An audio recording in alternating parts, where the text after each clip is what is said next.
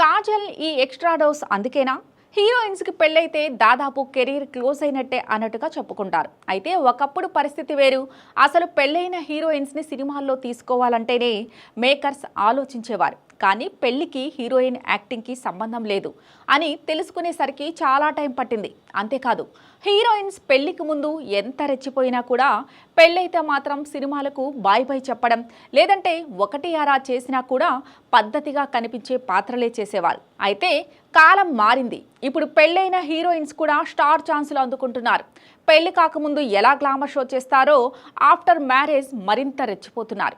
దీనికి కారణం సినిమాలు అలవాటైన వాళ్ళు ఆఫ్టర్ మ్యారేజ్ మళ్ళీ ఏదో కొత్త పని చేయలేరు. అందుకే మళ్ళీ సినిమా ప్రయత్నాలు చేస్తారు.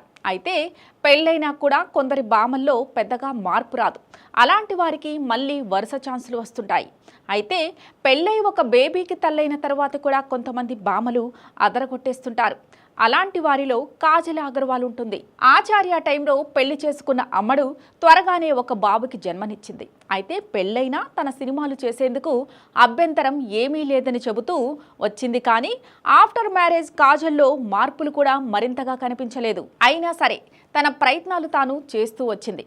ముఖ్యంగా తెలుగులో భగవంత్ కేసరి, సత్యభామ, ఇండియన్ 2 సినిమాల్లో కాజల్ మెరిపించింది. అయితే ఆ సినిమాలేవి ఆమెకు పెద్దగా ఉపయోగపడలేదు.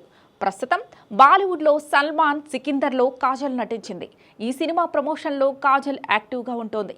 రీసెంట్గా జరిగిన సికిందర్ ఈవెంట్లో కాలా జిగేల్ అనిపించే గ్లామర్ షో చేసింది. సౌత్ స్టార్గా ఉన్నప్పుడు కూడా కాజల్ ఇలా రెచ్చిపోయింది లేదు. కానీ ఎలాగైనా కెరియర్ని మళ్ళీ గాడిన పడేసుకోవాలనే ఆలోచనతో కాజల్ ఇలా చేస్తుందనిపిస్తోంది.